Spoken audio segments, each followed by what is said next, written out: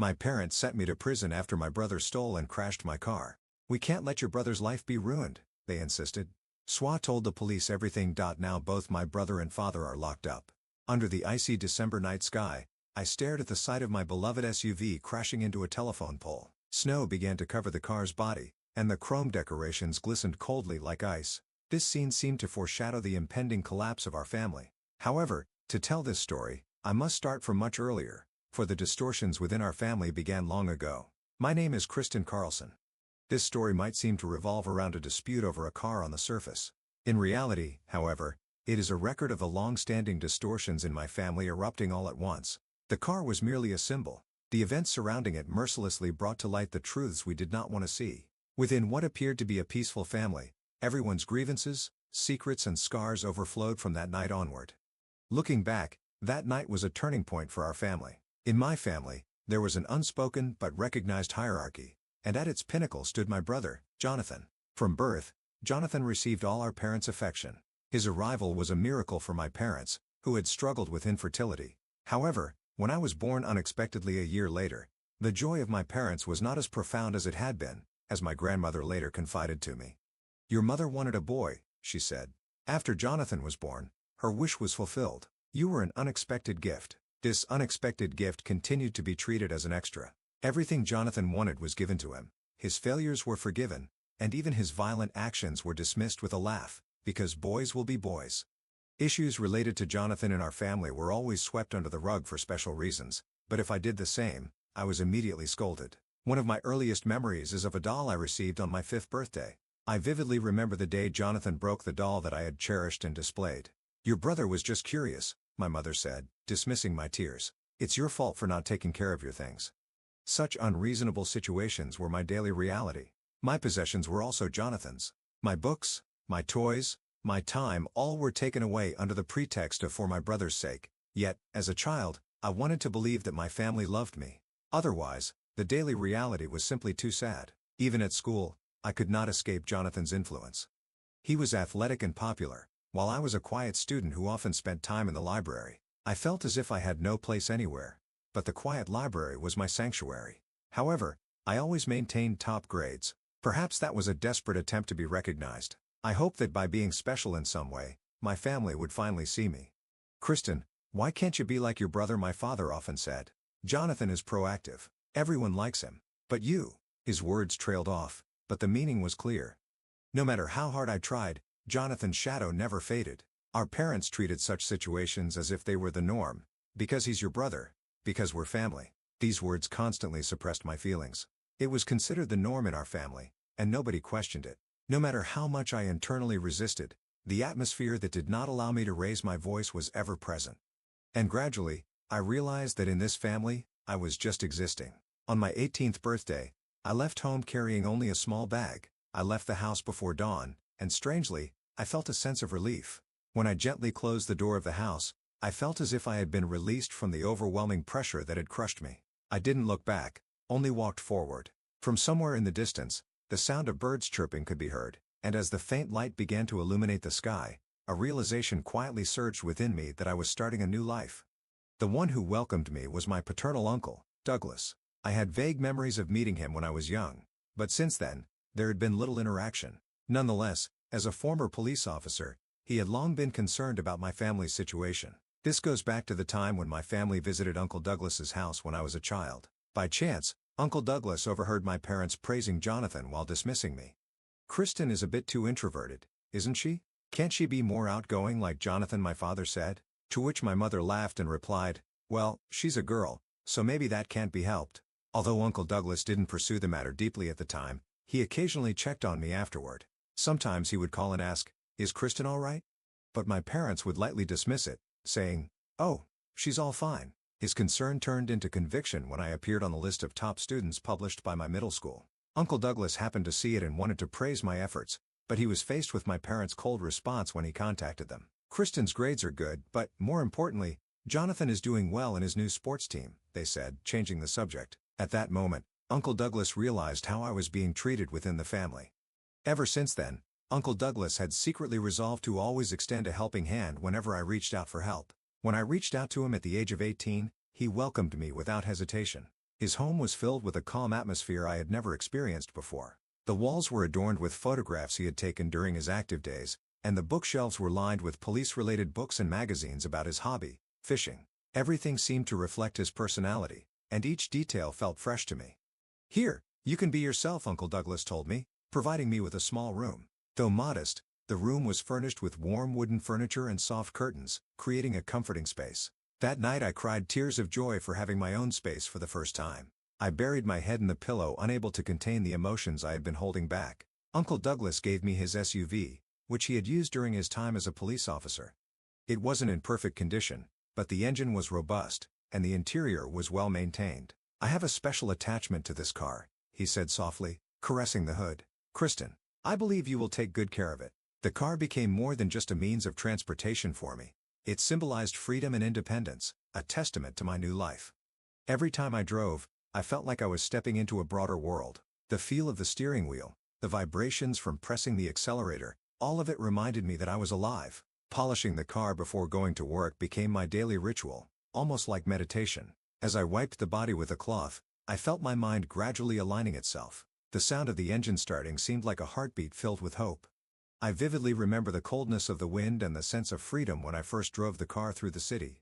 Life with Uncle Douglas gradually healed my spirit. During dinner times, we would laugh over stories from his days as a police officer and his fishing trips. Those peaceful moments became incredibly precious to me. I wasn't used to being loved, but Uncle Douglas was always on my side, respecting my existence. For the first time, I began to understand what it meant to be myself. The days spent in his home were shaping a new form of family for me. "Family is determined by bonds, not blood." Uncle Douglas's words deeply resonated with me. Meanwhile, Jonathan's life was filled with turmoil. In high school, he was celebrated as a star athlete, but things did not go well for him after entering college. Initially, he received a scholarship and led a glamorous life as a member of the American football team. But his lack of focus on practice and indulgence in flashy play led to poor grades. Eventually, he was forced to drop out after 2 years. He drifted through various jobs afterward, none lasting long due to conflicts with supervisors or criticisms of his lack of responsibility. Jonathan always boasted, "I can do bigger things," but reality did not accept him. His irresponsibility manifested in his personal life too, causing problems with speeding and drunk driving, and leading to the destruction of 3 cars. The worst incident was when he completely wrecked the last car by crashing it into a telephone pole. After that, the insurance company refused to renew his contract, and he could no longer own a car. However, his obsession with cars remained. This fixation eventually led his gaze to my cherished SUV. On Christmas night, I was spending time with my family at my parents' house for the first time in a long while. The reason I visited my estranged family was a letter from my mother. As the year-end approached, she had sent a brief letter saying, "It would be nice if we could spend time together as a family." The content was simple, but I couldn't gauge the emotion behind it, and decided to attend after some hesitation. Perhaps I hadn't yet mustered the courage to completely cut ties with my family. Snow quietly continued to fall outside the window, enveloping the surroundings in a white silvery world. The living room was warm with the fireplace burning, and the table was set with roasted turkey, mashed potatoes, and green bean casserole, creating the appearance of a perfect family gathering. My mother carried a cake from the kitchen, and my father poured wine, both in high spirits, but I sat there feeling uneasy. Jonathan seemed to act as if nothing was wrong, but every time his gaze turned toward me, a sense of wariness spread through my heart. I had noticed his interest in the SUV long before. A few weeks before Christmas, we had accidentally reunited. One holiday, as I was having lunch at a cafe near Uncle Douglas's house, Jonathan suddenly appeared. It seemed that the apartment he was living in at the time was near Uncle Douglas's house, and he had spotted me by chance. "Kristen, you live around here." He sat down with a surprised look on his face. At first, I was cautious, but Jonathan started chatting in his usual lighthearted manner, asking about my life. It was then that I noticed his gaze shifting towards my SUV parked in the lot. "Hey, Kristen, is that car yours?" he pointed out, his eyes lighting up. "It was a gift from Uncle Douglas," I replied, and Jonathan nodded in admiration. "It's a nice car. It has a strong feel that I love. I'd like one like this someday, but it's just not possible right now," Jonathan said, his gaze hinting at something beyond mere curiosity.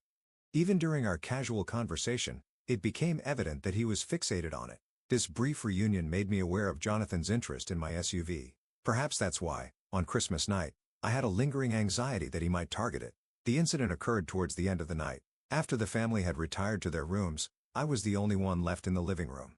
As I stared into the fireplace, lost in thought, I suddenly realized that my car keys were missing. They were nowhere to be found in my bag. A sense of unease quickly turned into a foreboding feeling. I rushed to the window and saw that the space where the SUV had been parked was now empty. I felt the blood drain from my face. I hurriedly grabbed my phone and opened the tracking application Uncle Douglas had installed. The screen flashed with the indication that the car was moving several miles away. Jonathan had taken my car keys without me noticing and stolen my cherished SUV. I later learned that he needed the car to go to a party with friends. Why he would do such a thing, why he wouldn't even borrow a car from someone else, but instead use mine without permission, swirled through my mind. But before I could seek answers to these questions, the urge to retrieve the car overcame me, and as I had feared, under the influence of alcohol, Jonathan mishandled the car and crashed on the icy road. I took a taxi to the scene, where I found the SUV smashed against a telephone pole and Jonathan being led away by the police, still drunk. Seeing that sight tightened a knot in my chest. The car, handed down from Uncle Douglas, was precious to me. More importantly, it was a symbol of my freedom, and to see it destroyed in such a way was unbearable. However, what shocked me even more was the reaction of my parents. They had arrived at the scene before me, and were attempting to lie to the police officers, saying, "The car belongs to our daughter. She was driving. Our son was just caught up in it." The motive was clear. They were willing to sacrifice me to protect their son. "My daughter Kristen was driving," my mother explained shakily to the officer. "She got a bit panicked. We came to help her." At that moment, I felt as if my blood had turned to ice. The family distortion I had faintly sensed up until now was starkly evident. My parents had never really intended to protect me. Any slight hope I had for my family evaporated in that instant. Feeling a surge of anger building inside, I decided to call Uncle Douglas. He answered immediately, and upon hearing my situation, he said he would come right away. Knowing Uncle Douglas had connections with the police, I hoped that his arrival would help stabilize the situation. After a while, Uncle Douglas arrived at the scene. As a former police officer, he assessed the situation calmly and quickly spoke to the officers. One of the officers at the scene happened to be a former colleague of his. "I'm aware of what happened here. Jonathan was driving a stolen car," he began his testimony. Uncle Douglas's statement, surveillance footage from the scene, and the tracking records of my car all matched, clearly proving that Jonathan had stolen the car. Subsequently, the police conducted a more detailed investigation, and Jonathan was arrested for driving without a license and under the influence. His actions resulted in a suspension of his license for over a year, a fine of several $1,000s, and a criminal record. Then, the discussion about the car repair cost began in a more contentious atmosphere than anticipated.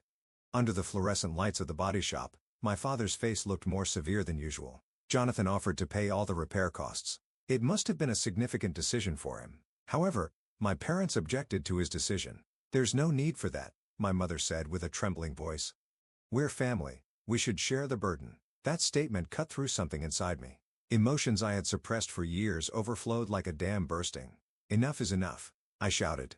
"Why do you always protect him?" I had no choice but to leave home, to go to Uncle Douglas's house, all because of you guys. You're covering for him even after he stole my car, and you even tried to lie to the police. And now, when he's finally trying to take responsibility, you're still interfering. What's the family about this?"